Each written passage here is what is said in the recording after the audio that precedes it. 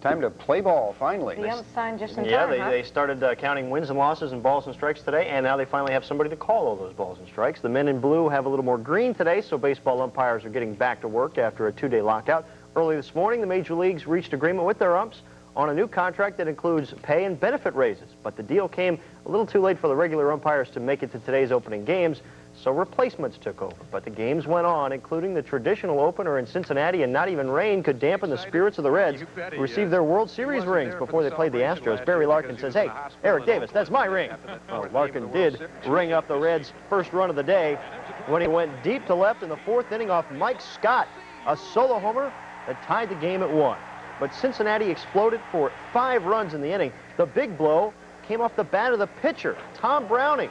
Here he drills a double to right with the bases loaded. All 3 runs scored. The Reds opened 1991, where they spent every day of 1990 in first place after a 6-2 win over the Astros. And the only other NL day game, Dwight Gooden struck out 7 in 8 innings and led the Mets over the Phillies 2-1. To the American League now, and guess who's still swinging a hot bat for the Boston Red Sox? North Fort Myers' own Mike Greenwell drove in Boston's first run of the year against the Blue Jays. The single to right off Dave Steve brought Tony Pena in, tied the game at 1. The bases were still loaded for the very next batter, Jack Clark, but not for long. See ya, Jack ripped this pitch to left and into the second deck of the Sky Dome for a grand slam. Roger Clemens pitched 8 innings for the win.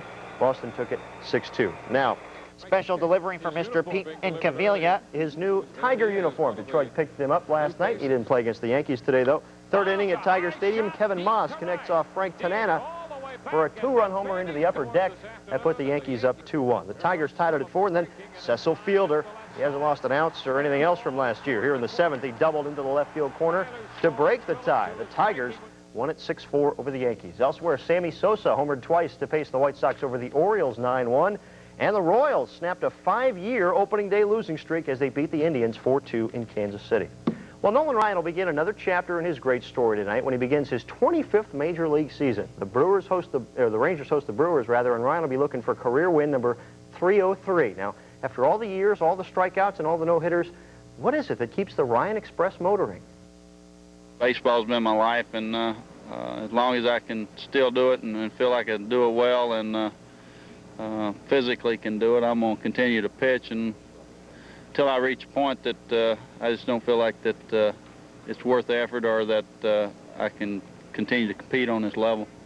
Well, he can compete all right. Ryan had a great spring in Charlotte County, and we'll see tonight at 11 how he fares against the Brewers. Well, Georgia Tech's Kenny Anderson hopes to engineer an NBA career as soon as possible. The All-American guard's turning pro after just 2 years of college, but what a great 2 years they were. As a freshman, he averaged 21 points a game and led the Yellow Jackets to the Final Four. Some said he would turn pro after that season, but he came back and averaged 26 points as a sophomore. Anderson hopes to be a top 5 pick in the June 26th NBA draft. And Larry Holmes' comeback fight wasn't all that exciting, but the bout after the fight sure was. The 41-year-old former heavyweight champ pummeled Tim Doc Anderson in the first round in Miami Saturday night, but that was just the beginning. Former contender Trevor Berbick got into a shouting match with Holmes after the bout. Look at Larry leap on top of a car and dive on Berbick. This was a much better fight than the other one. Maybe that's why they didn't break it up right away. But there were no arrests and no charges filed. Larry looked like something out of Starsky and Hutch, if you can remember that.